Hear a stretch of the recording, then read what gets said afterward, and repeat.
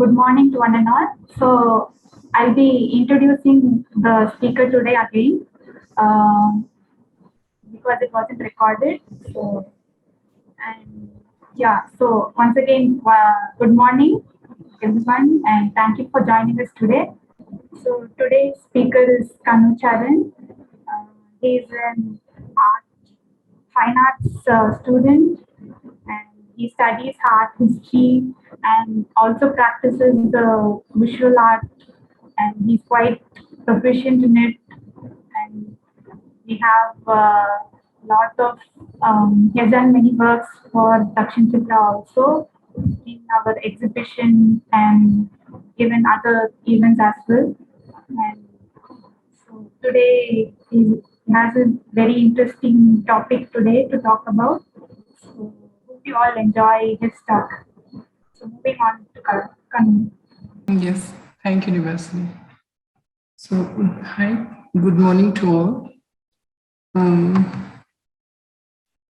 Today is I'm going to present a library talk, uh, and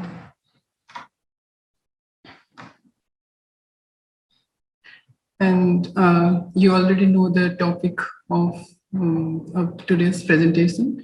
So both the topics are quite related to each other. Both are based on the feminine beauty and their representation in different platforms.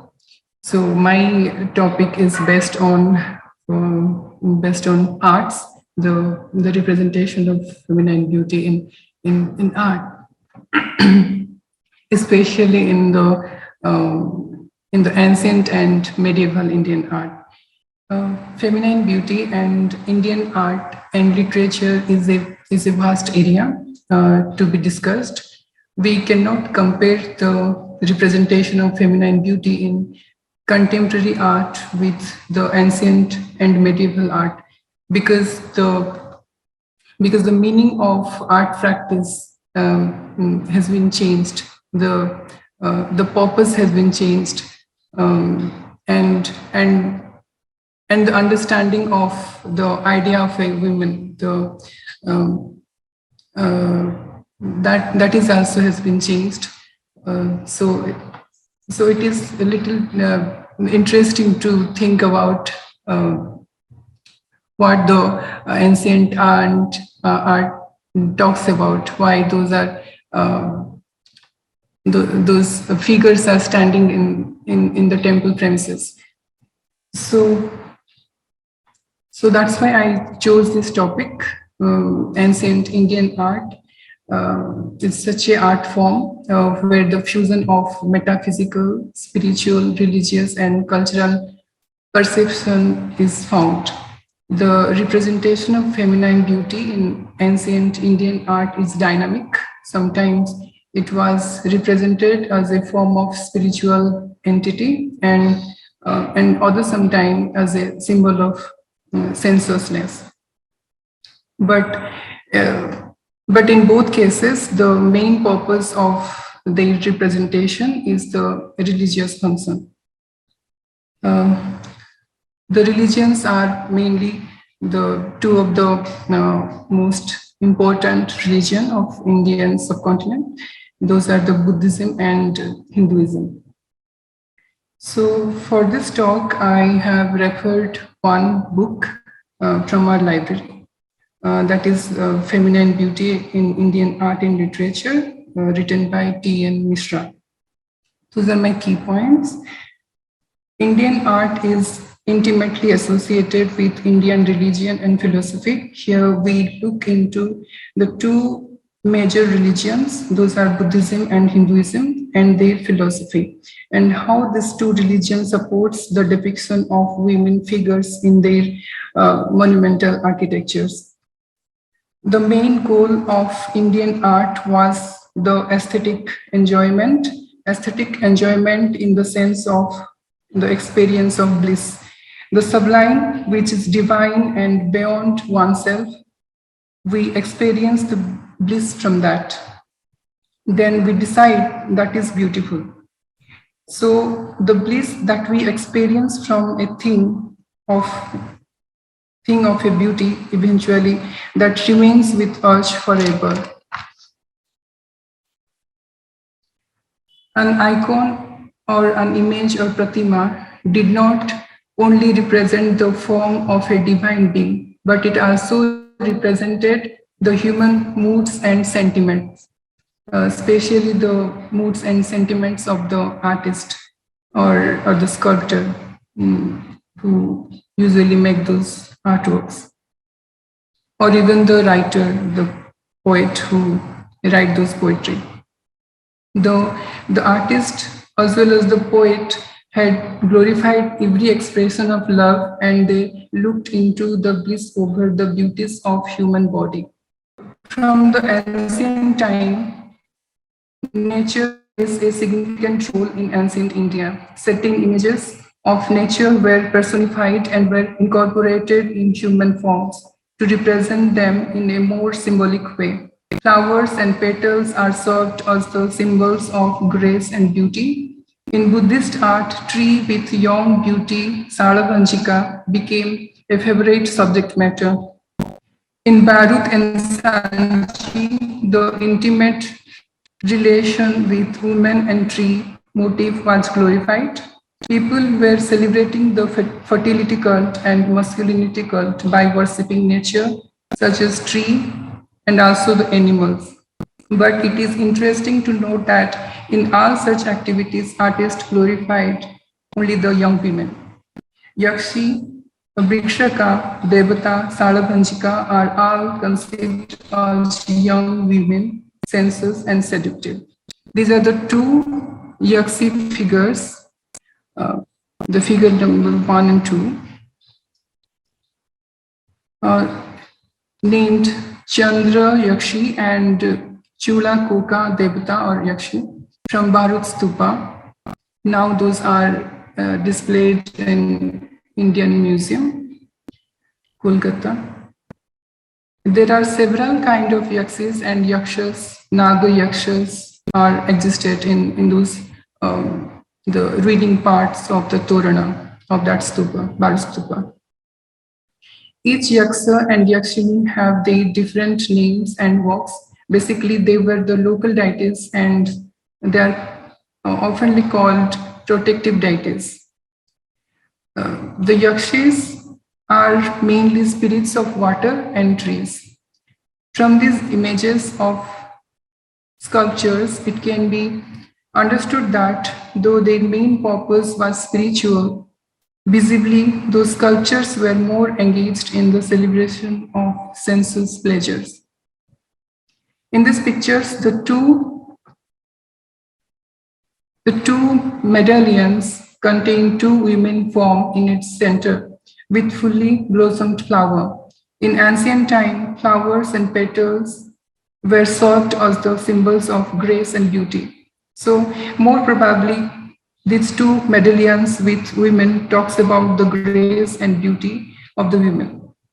The figure number 3 is the symbolic representation of prosperity, abundance, and wealth, which is symbolically interpreted by the Purna Kumbha or Ghata, from where the lotus flower coming out. Some of the scholars have suggested that this is the pre-version of iconography of Hindu goddess Lakshmi, but it is not fully justified with authentic information. The Yaksi figures that are located at the gateways of Great Stupa, Sanchi, reveal the advancement of the sculpture making of that period. In figure number 5, the Yaksi figure is in nude form and very gracefully standing and holding the branches of the tree. This sculpture indicates that the artist from Sunga period studied and realized perfectly the young female forms. This Yaksi figure reflects the union of spiritual and sensual aspects. The sensuous producing figure in Indian art is the Mithuna figure. The picture number 6 earlier 2, where a relief impression of Mithuna motif can be seen clearly. The term Mithuna means a romantic couple. In both Barut and Sanchez Tupas, those Mithuna figures are visible in several numbers.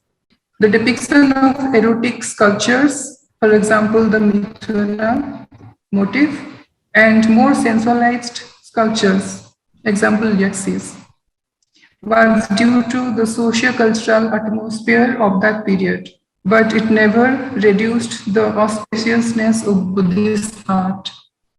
During the Kushana period, that is 1st century to 3rd century CE, the census-themed sculptures got more romantic way of sensual representation. Because under Kushana dynasty, the two school of art was developed. Those are the Gandhara school of art and another is Mathura school of art.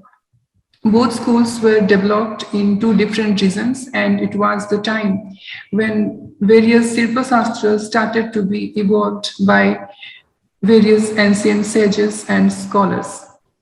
For example, the Natya Shastra of Bharat Muni and Kama Sutra by Vatsyayana.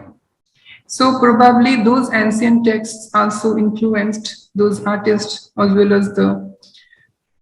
well as also impacted the thought process of the viewers and the patrons. Now the sculptors also started to include his own emotional experiences in those sculptures, that to be reflected through their gesture, posture, and expressions of the sculptures. So the different bhava started to be appeared in those sculptures. This is evident from the Mathura art.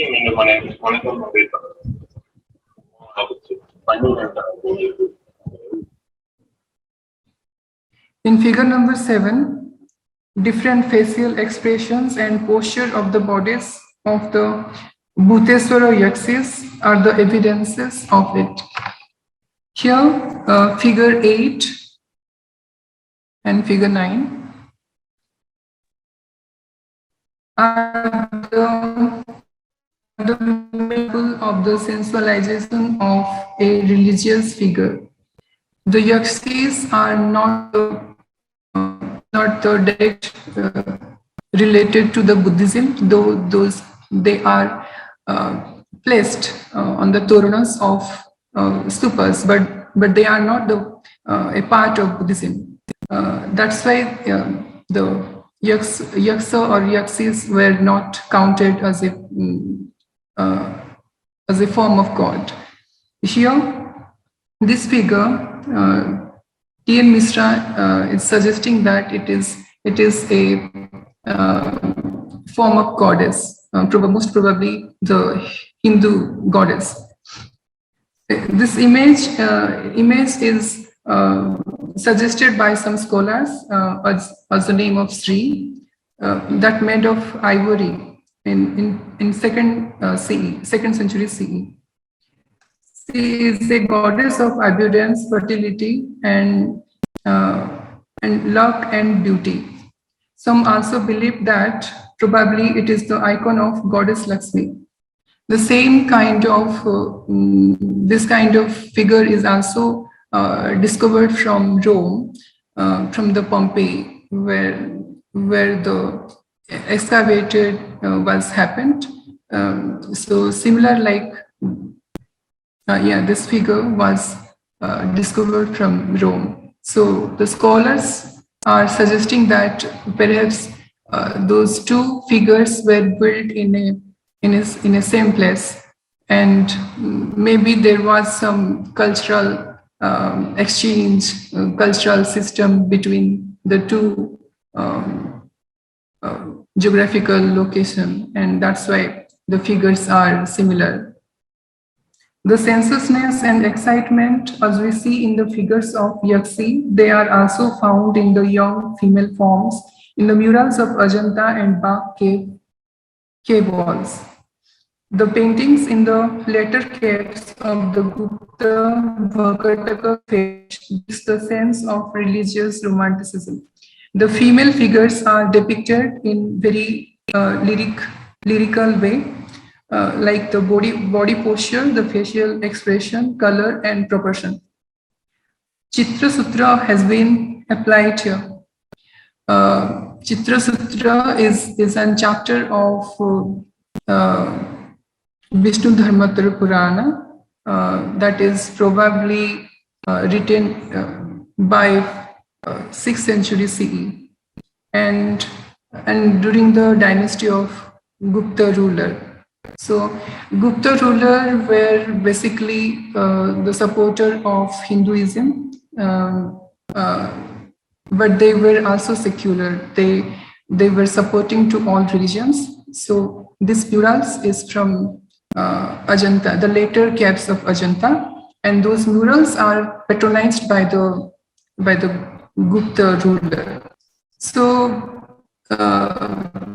here, T.N. Murthy says that there is there is a sutra for the drawing making in ancient India that is called sixth limb of Indian art, and the sutra is Rupa Veda Pramanani Bhava Labanya Jojanam Sadrusya Barnika Bhanga Iti Chitra Sarangam. Rupa Veda is the knowledge of different kind of drawing making. Pramanani is the correct proportion and measurement of the body. Bhava is the emotion. Lavanya Jojanam is the gracefulness of the body. And Sadrusya is the similarity. The figure, the women should be looks like a woman. The tree should be look like a tree. So the knowledge of different kind of forms should be there in art. And Bornika Bhanga is the knowledge of coloration and application of different kind of colors in the painting. It is called Chitra Sadanga. This particular scene is from just the previous movement of Gautama Buddha's abandonment from the samsara or the Maya or the royal life that he had been. And after that scene, he went into the discipline of Bodhisattva. And it was the 5th century and the dynasty of Guptas who were the followers of Hinduism. At the same time, they were also secular. The Gupta ruler patronized the development of Hinduism all over the Indian subcontinent and established many educational institutions to teach about Hindu religions. They established several Hindu temples, and the Hindu icons fully got developed and popularized all over India during the Gupta period. Hinduism's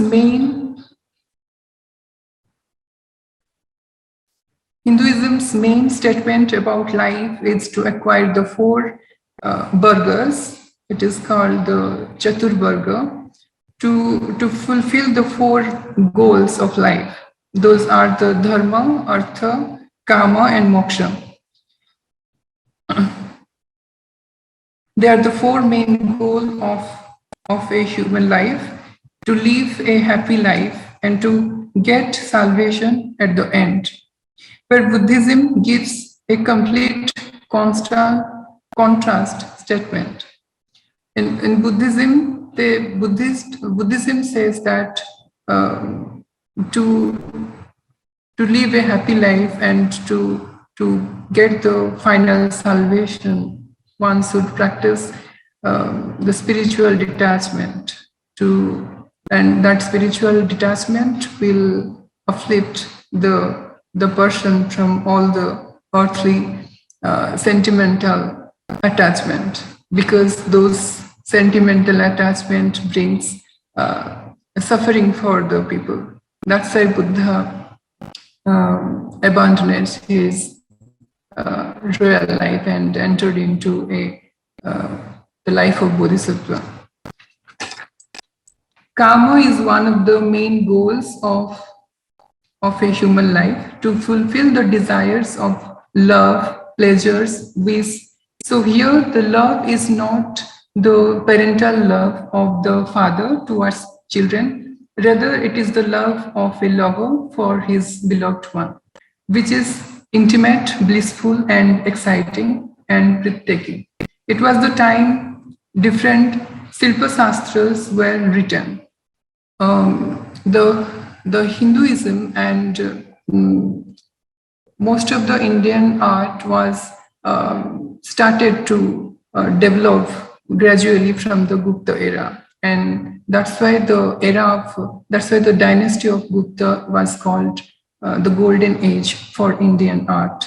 It was the time different Silpa Shastras were written. Vishnu Dharmottara Purana, perhaps by the 5th to 6th century CE, it was written, and it was the erotic depiction of art were permitted into the religious arts because it was considered a sacred and a part of life which will support one person to achieve final goal, that is moksha. The Indian aesthetics has a close relationship between visual art, performing art, mostly the dance and drama. So the temple sculptures were started to be appeared with a little resemble with dance forms or the gestures of some dance forms. The gods and goddesses were made with much sensuousness, and the youthfulness of characters and icons are the essential feature of both the art and literature.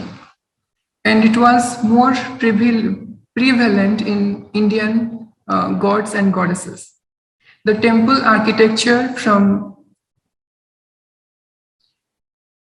8th to 9th century onwards mainly focused on the display of artistic talents in the temple construction and tried to propagate their power of wealth. So in that time, the temple architecture and icon of the god and their related themes became the main concern for the artist and for the patrons. And there were some writers like Bhasa, Kalidasa, and Sudraka who had written many poetry and plays on the basis of a love story between the younger people. So Abhigyana Sakuntalam is one of the play written by Kalidasa, and Kadambari is a poetry by Sudraka.